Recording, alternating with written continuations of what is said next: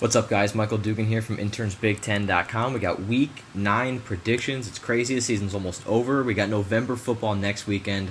I can't wait for one of these games. I'm going to leave that one for last. I'm pretty sure you know which one I'm talking about. But first at noon, we have Wisconsin traveling to Illinois. That's going to be a snooze button type of game. Wisconsin by 26.5 is the spread. I don't know if they cover, but they win that game. There's not a doubt in my mind.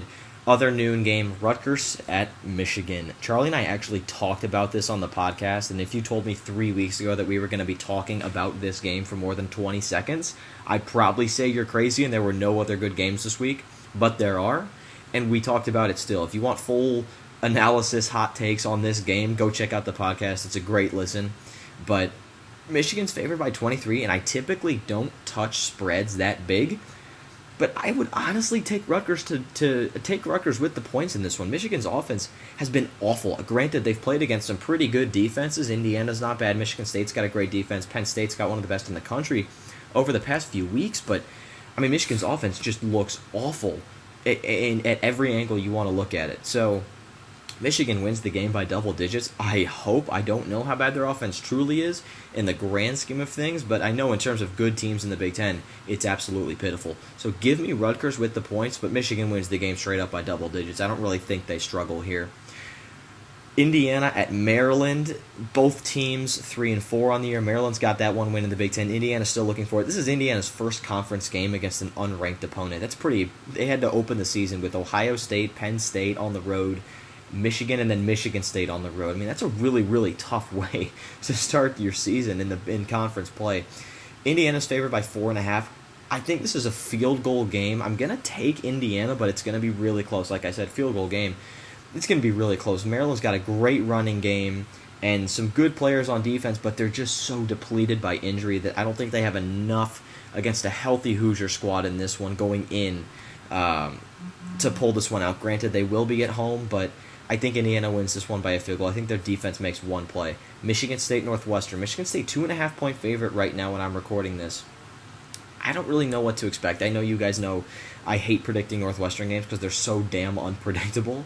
But I just don't think this offense can get anything going against Michigan State. This feels like a game, in terms of my gut feeling, this feels like a game that Northwestern's going to somehow pull off. But from the X's and O's standpoint, this offensive line is going to be given fits by that Michigan State front seven, and I don't think they'll be able to establish a passing game. So I'm going to take the Spartans in this one. I think it'll be close, and my gut says Northwestern is probably going to win this game, but my head says otherwise.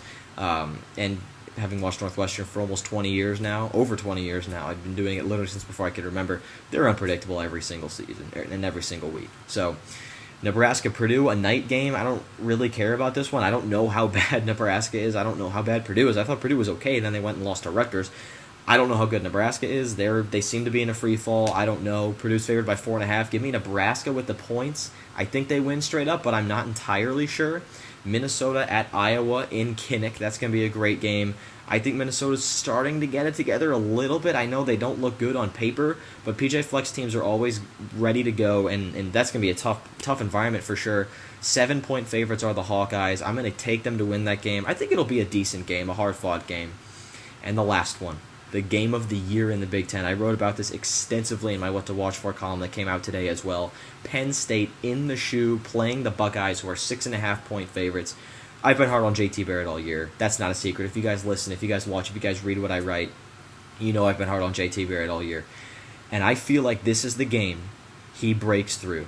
I feel like this is the game he breaks through, throws the football well enough, and propels them to a victory and makes the play himself instead of J.K. Dobbins, instead of someone on that defense. I think this is the game where JT Barrett makes that play himself and propels Ohio State to victory. He has been on a tear since that Oklahoma game, throwing the ball better than he's ever thrown it in his entire career at Ohio State. He could run the table here and end with one of the best resumes in Big Ten history as any quarterback to play in Big Ten history. So I think Ohio State wins this one. This is going to be an epic game, back and forth. A lot of people are calling for a lot of points. I think we're going to be looking at something in the high 20s-ish, give or take a touchdown. I've seen people predict like 45-40. I think Pat Murphy called for a high-scoring game. I don't want to quote him on that. I don't know if it was him or someone else, but a lot of people are predicting a high-scoring affair here.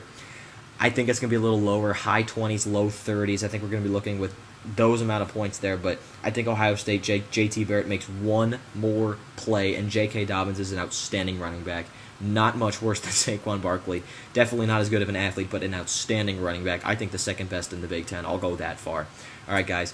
Thank you for tuning in. This is going to be a great weekend of college football in the Big Ten. I cannot wait for this Penn State-Ohio State game. It is going to be epic.